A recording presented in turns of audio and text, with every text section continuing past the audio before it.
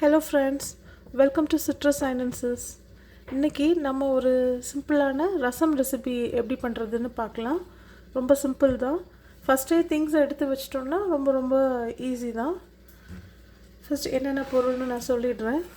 First கொஞ்சமாக இடிக்கிறதுக்கு, அல்லது நீங்கள் ஒரு மிக்சர் ஜாரில் கூட அதை பல்ஸ் மோடில் போட்டு எடுத்துக்கலாம். எல்லாமே 1 டீஸ்பூன் தான். 1 டீஸ்பூன் மல்லி, 1 டீஸ்பூன் பெப்பர், 1 டீஸ்பூன் ஜீரகம். இந்த மூணையும் நீங்கள் மிக்சியில் போட்டு ஒரு சுற்றினா போதும். அல்லது இந்த மாதிரி இடிக்கிறதுக்கு இந்த மாதிரி மார்டர் அண்ட் பெஸ்டில் வச்சுக்கோங்க. நான் இன்றைக்கி மிக்சரில் போடலை, இந்த மாதிரி இடிக்கிறேன். ஏன்னா இதுக்குன்னு ஒரு ஃப்ளேவர்ஸ் உண்டு. நீங்கள் ஈஸியாக இன்னும் குயிக்காக பண்ணணுன்னா நீங்கள் அப்படி கூட பண்ணலாம்.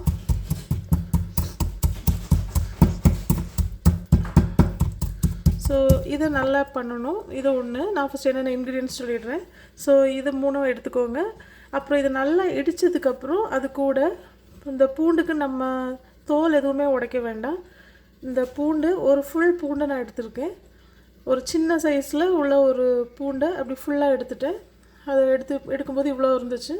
ஸோ அந்த இவ்வளோ பூண்டு, இவ்வளோ காயம், ஒரு 3 பிச்சு வச்ச காயக்கட்டின்னு சொல்கிறாங்கல்ல, அந்த காயக்கட்டியிலேருந்து பிச்சு வச்ச 3 துண்டு. அப்புறம் ஒரு கொஞ்சமாக மஞ்சத்தூள். இது 1 டீஸ்பூனை வரைக்கும் கம்மியாக கூட போதும். இவ்வளோ மஞ்சத்தூள். இதையும் நம்ம இடித்ததுக்கப்புறம் இது கூட சேர்த்து இதையும் உள்ளே போட்டு இனி இடிப்போம். அதை நான் உங்களுக்கு காட்டுறேன். அதுக்கப்புறம் கொஞ்சம் ஒரு நியாயமாக கொஞ்சம் மல்லி இலை க்ளீன் பண்ணி வச்சுக்கோங்க. அது அப்புறம் 2 தக்காளி, நல்லா பழுத்த தக்காளியாக எடுத்துக்கோங்க. எனக்கு இன்றைக்கி அந்தளவு பழுக்கலை. பழுத்த தக்காளியாக இருந்தால் இன்னும் ரொம்பவே நல்லாயிருக்கும்.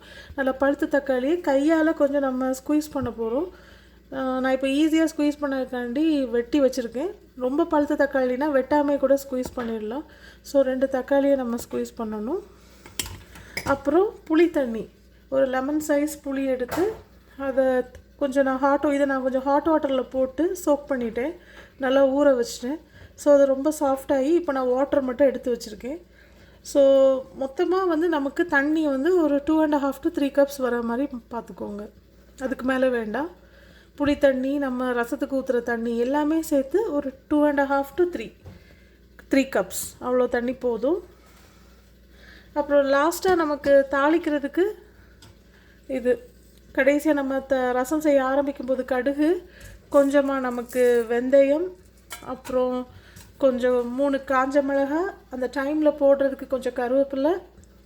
ஸோ இதெல்லாம் நம்ம எடுத்து வச்சிட்டோன்னா செய்கிறது ரொம்ப ஈஸி தான். இப்போ நம்ம ஃபஸ்ட்டு இதை நல்லா நான் பவுடர் பண்ணிக்கிறேன்.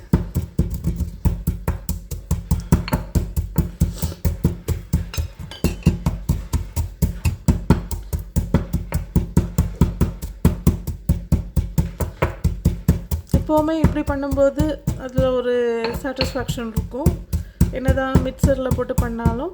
பட் இந்த ரசத்தை பேச்சுலர்ஸ்லாம் பண்ணும்போது ஜஸ்ட் ஒரு மிக்சரில் ஒரு சுற்றுனா ரொம்பவே ஈஸியாக இருக்கும். அதுலேயுமே இதே அரோமா வரும். பட் நம்மளோட ஒரு மென்டல் சாட்டிஸ்ஃபேக்ஷனுக்காக தான் நான் இப்படி பண்ணுவேன். இதை தட்டும்போதே உங்களுக்கு ஒரு நல்ல ஒரு அரோமா கிடைக்கும். இப்போவே வர ஆரம்பிச்சிட்டு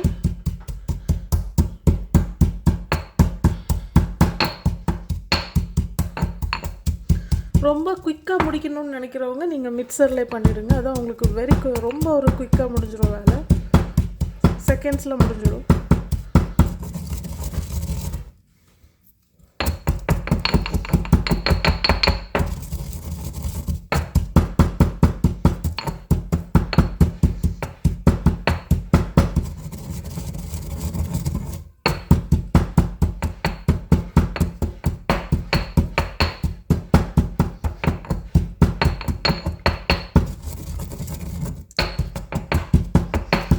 ஓகே ஃப்ரெண்ட்ஸ்,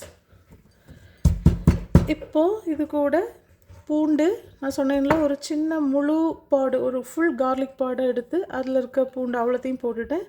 அப்புறம் ஒரு 3 காயத்துண்டு. இது ஆல்ரெடி காயத்துலேருந்து நம்ம பிச்சு வச்சு ட்ரை பண்ணி ஸ்டோர் பண்ணியிருப்போம்.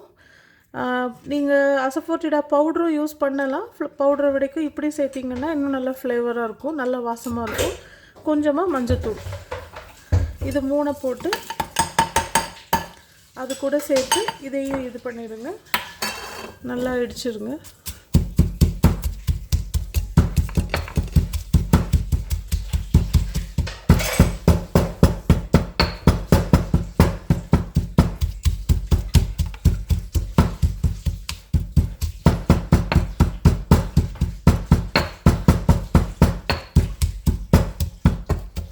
இப்போ நல்லா ஓரளவு இடிச்சிட்டோம்.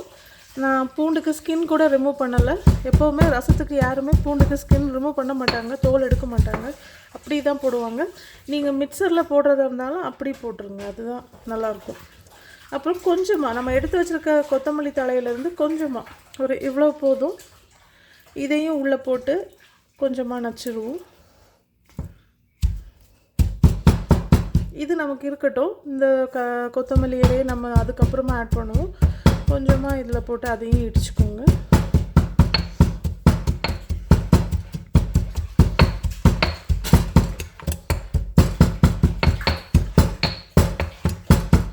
ஸோ ஃப்ரெண்ட்ஸ், ஆல்மோஸ்ட் நம்ம எல்லாமே ரெடி பண்ணிட்டோம். ஸோ ஓரளவு வெடித்து வச்சாச்சு. இப்போ இந்த தக்காளியை நல்லா பழுத்த தக்காளியாக இருந்துச்சுன்னா பாருங்கள், இதையும் ஜஸ்ட் கையால் கொஞ்சம் ஸ்குவீஸ் பண்ணி விட்டுருங்க, நல்லா பிசைஞ்சு விட்டுருங்க. இது கொஞ்சம் காய் தக்காளினால என்னால் ஈஸியாக பண்ண முடியல. நல்லா பழுத்த தக்காளினா உங்களால் ஈஸியாகவே பண்ணிடலாம். நான் ஆல்ரெடி பண்ணியிருக்கேன், இதையும் நான் ட்ரை பண்ணுறேன். இதையுமே மிக்சியில் போடலாம், பட் என்ன தான் மிக்சியில் போட்டாலும் நம்ம கையில் பண்ணுறது மாதிரி சில இது வராது. ஸோ அதுக்காக தான் கையில் பண்ணுறது. பாதி ஸ்குவீஸ் ஆகி கொஞ்சம் அப்படியே சாலிடாக கிடக்கிறது, அது ஒரு இது நல்லாயிருக்கும் பார்க்கறதுக்கு. ஸோ அதுக்கு தான் இதையும் நல்லா உங்களால் முடிஞ்சால் நல்லாவே இது பண்ணி விட்டுருங்க.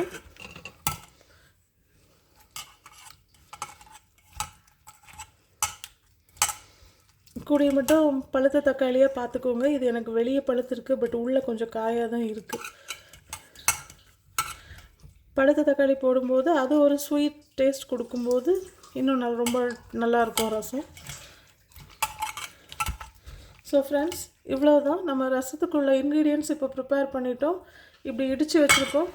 இதில் வேறு ஒன்றுமே போடல. பெப்பர், ஜீரகம், கொரியாண்டர், கொத்தமல்லி சீட்ஸ், அது ஒரு எல்லாமே ஒவ்வொரு டீஸ்பூன் ஆட் பண்ணியிருக்கேன். அப்புறம் பூண்டு, 3 காயத்துண்டு, அப்புறம் கொஞ்சோண்டு மல்லி இலை, கொஞ்சோண்டு மஞ்சத்தூள், இதெல்லாம் போட்டு இப்போ இடித்து வச்சுட்டேன். கொஞ்சம் கொத்தமல்லி தழை எடுத்து வச்சுருக்கேன். 2 தக்காளியை நல்லா பிசைஞ்சு வச்சுருக்கணும். அப்புறம் நம்ம தாளிக்கும்போது வெந்தயம், கடுகு, அப்புறம் தாளிக்கும்போது எகெயின் இதுவும் தேவை நமக்கு 3 காஞ்ச மிளகா, அப்போ போடுறதுக்கு கொஞ்சம் கருவேப்பிலை, அப்புறம் புளி தண்ணி, ஒரு லெமன் சைஸ் புளியை நல்ல ஹாட் வாட்டர்லேயோ அல்லது வெறும் தண்ணியிலையோ போட்டு நல்லா ஸ்குவீஸ் பண்ணி அதோட சாறு எடுத்து அந்த சக்கையெல்லாம் எடுத்து போட்டுருங்க.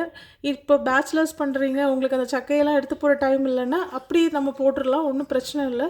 ஏன்னா நம்ம ரசத்தை மேலே இருக்கிறத மட்டும்தான் யூஸ் பண்ணுவோம், கீழே அது செட்டில் ஆகிடும் அந்த புளியோட இதெல்லாம். ஸோ அது அப்படி போட்டாலும் பிரச்சனை இல்லை. சில டைம் நான் அப்படியும் போட்டு பண்ணியிருக்கேன். புளியை பிசையில கூட எனக்கு டைம் இருக்காது, அப்படி ஒரு பால் புளியை அப்படியே ஆட் பண்ணியிருக்கேன். அதுலேருந்து எக்ஸ்ட்ராக்ட் இறங்கிக்கிட்டே இருக்கும். ஸோ பேச்சுலர்ஸாக இருந்தால் அப்படி கூட பண்ணிக்கலாம். எப்படினாலும் அது அடியில் செட்டில் ஆகிடும். நம்ம அதை டிஸ்போஸ் தான் பண்ணுவோம், லாஸ்ட்டாக மேலே இருக்கிறத தான் எடுத்து குடிக்க போகிறோம். ஓகே ஃப்ரெண்ட்ஸ், ஸோ இவ்வளோ தான் நம்ம இன்க்ரீடியன்ட்ஸ். ஸோ இதை நான் எப்படி செய்கிறேன்னு சொல்லிட்டு இன்னொரு வீடியோவாக உங்களுக்கு டீட்டெயில்டாக காட்டுறேன். ஓகே ஃப்ரெண்ட்ஸ், என்னோடய வீடியோஸ்லாம் பிடிச்சிருந்தா லைக், ஷேர் அண்ட் சப்ஸ்கிரைப் பண்ணுங்கள். என்னோடய அடுத்த வீடியோவில் பார்க்கலாம் நம்ம ரசத்தை எப்படி பண்ணுறோன்னு. ரொம்ப சிம்பிள் தான். ஓகே ஃப்ரெண்ட்ஸ், பாய், டேக் கேர்.